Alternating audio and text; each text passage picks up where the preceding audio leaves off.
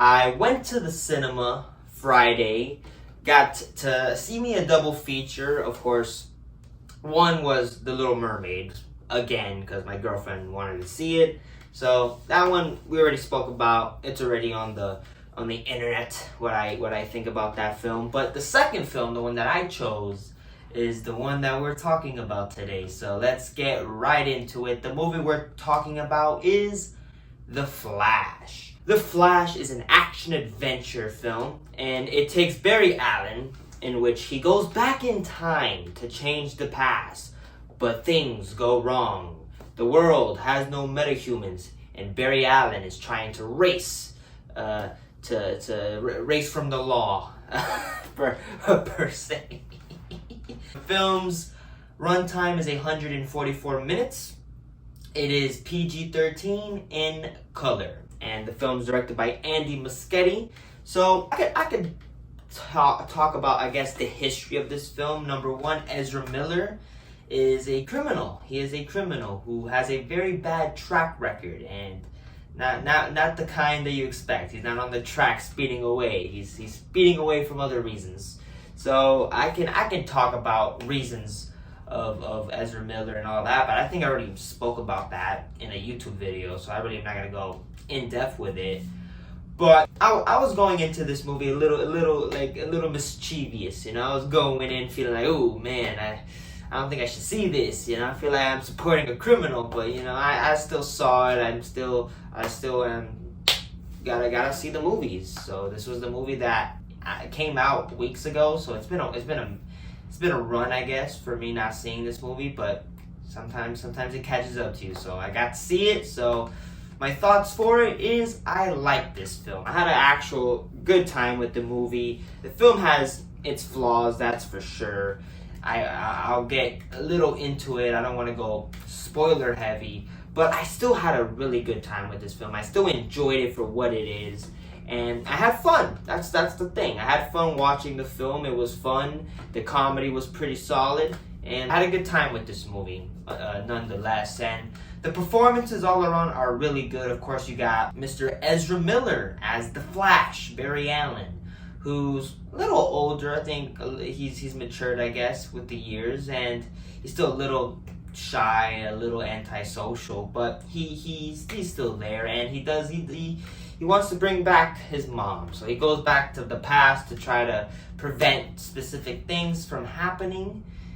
But it changed the world, and he's trying to get back to where he comes from and try to change things. And again, it's gonna be a very unbiased talk. My opinions on Ezra Miller is not the best, but I'm not going on that. I'm going on just the performance of the character nonetheless. And Ezra did a good job. He did a damn good job. I think his performance was really good as the Flash, especially when he has to play two characters, which I'm going to get into that.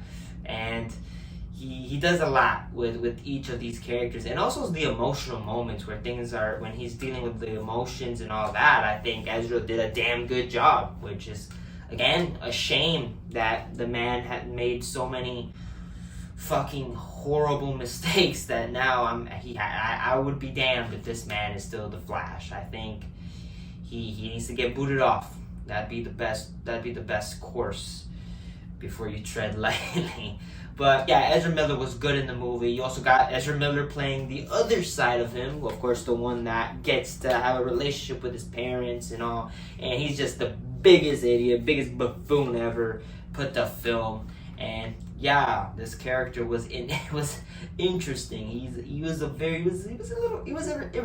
very irritating, very, very irritating. But he was fine playing that kind of character that was just very irritating. But by the end, I get a little. He's not as annoying towards the end. But again, Ezra did a lot to do these two different kinds of personality performance. So I gotta give, I'd say, props to that, to the man's work on the performance. But yeah. You also got, I gotta say, the returning Michael Keaton as the Caped Crusader himself, Batman, who's a little older. Well, older. I mean, Michael Keaton is 70 now, and he's I don't want to go in depth on the character and the story of because I feel like I would want to save that for the film. But Michael Keaton is still amazing as Batman. I fucking love Michael Keaton as Batman, especially in this movie. I feel like he's just in the peak as Batman. He gets right into the character. Hasn't played it since Batman Returns back in the 90s. So he just slips back to the outfit. Like Michael Keaton. You also got the supporting actors. You got Supergirl, what's her name? Carazelle or something. And yeah, she gets trapped. Her superpowers are enclosed, and she needs the sun, and she needs to stop Zod. And yeah, I thought the girl did fine as Supergirl. Again, she didn't have a lot to work with. She didn't have any of like the Henry Cavill moments where you're just looking at her like, wow, this is a god of specialty. You didn't get much of that, but I thought she was fine. She was cool as a character. There's definitely room for improvements, and it's not on the actress. It's really just what she has to do in the movie, which is not much. But she was fine. You also got the character of Zod returning, Michael Shannon, who his job is simple. He wants to get the powers of the super and wants to destroy Earth. And yeah, Zod, I feel like he was very underutilized. Again, Michael Shannon is amazing as this character. He's really good as Zod, and I just wish we get to see more of him, except for just little things. But again, this is more of a Flash story nonetheless. But it was just, I feel like if you're gonna have Michael Shannon playing Zod, you should absolutely utilize that. But I thought it was cool seeing him. You also got the little characters, Iris West, which she's there. She's just reporting things, and yeah, she's fine. She's a love interest, but she's not the main interest here. You also got the father who actually got recasted, and yeah, he's in prison, and he's kind of like already numb to it. He's like, listen, I've been here for years. It's all right. You don't stress yourself for me. And I like the father. I feel like the guy did a pretty damn good job. A little different performance from him, and I thought he was good in the movie. You also got the mom, who we know the story, gets killed, and she's Hispanic. Funny enough, like I don't know if that's how she is in the comic. That's kind of different, but yeah, she was cool. She's just a very positive figure in the lives of all of Ezra and Barry, and just a very positive person, and just a lovely human being from what her character was written. Just a very nice person that sadly dies. And yeah, she was good.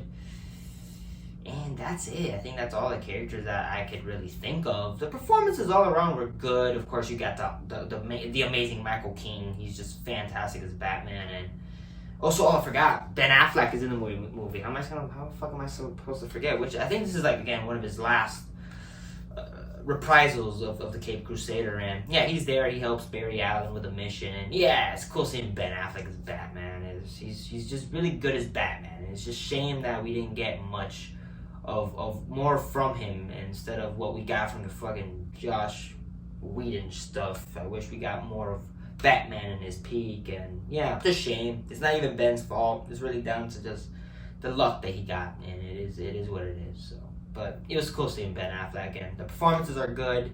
Direction by Andy Muschietti, or I'm pretty sure that's how you pronounce his name, is good. Very well made, very well directed film. The writing is good, but I feel like a little clunky. I mean, there's a lot of shit that happens in this film. By God, there's a lot of shit. But yeah, I feel like what they did was fine, but the writing was a little flunky, and it's not the most interesting story. It was very much just a Flash and just in a different world, a different alternate dimension. Which was pretty cool. It was a pretty interesting aspect, but to the finale, it was just a lot. It was just like a lot of shit that was kind of like, okay, here we go. It wasn't the best third act, I'd say. The chemistry is good. The chemistry between Ezra Miller and Ezra Miller is pretty good. As just him being annoyed and just annoyed by his past self, or just his self, was interesting. I liked it. I like the duo, I guess, from Ezra Miller. It's just weird. It kind of reminds me of like Nicolas Cage and freaking adaptation, which is adoption, or what's it? Adaptation. The movie what's this guy's name? Forgot the fucking writer. Very good writer though, and yeah, it was fun. The cinematography. There's times the film looks good. I thought the film was shot well. I thought that the DOP, the director of photography, did pretty good. But the visual effects, though, that is my biggest flaw with this movie. Jesus Christ. I mean, sometimes it looks good, but jeez Louise, it looks fucking terrible. It looks like a PlayStation 1 looking video game, just ugly, just ugly. Yeah, that was just, the visual effects was bad, I'd say, in the most part. And it was just weird. I thought the Flash visual effects and just in general from Justice League was pretty good. So I don't know what the heck was just, I don't know what the fuck what happened in this movie. Either it was just so much shit, or just they got the budget, most of the budget went to just Ezra Miller getting out of prison or something. I don't know, but the visual effects were not good. The music was good though. I love hearing that freaking Danny Elfman score. That was just it just, you hit the right mark. That's what I gotta say. And the Flash music too was pretty good, pretty cool as well. I liked it. So all around, I enjoyed the Flash. I had a good time with this film. Of course, not the best film. I mean, people were fucking saying this is the greatest piece of DC film. Like they were saying this is as good as The Dark Knight. It's not even like top 5, I'd say, not even there, but I still enjoyed the movie. I still had a good time with the film, even with its flaws, especially those terrible VFX and just the clunky script writing too. Just like, my god, there's so much shit in this film, and some of it wasn't as satisfying. But by the end, I'd say that ending scene was definitely something that is gonna leave a mark for me, where I was like, I left out the theater like, holy shit, what? That's crazy. I was like yelling. I was like, ah, God, that was crazy. Yeah, that was funny. Yeah, those are my thoughts for The Flash. I'm gonna give it a 3 out of 5 stars. I'll give it a 3 out of 5 for the law, for speeding away, like freaking, you gotta speed away because the cops are coming after him. But yeah, those are my thoughts.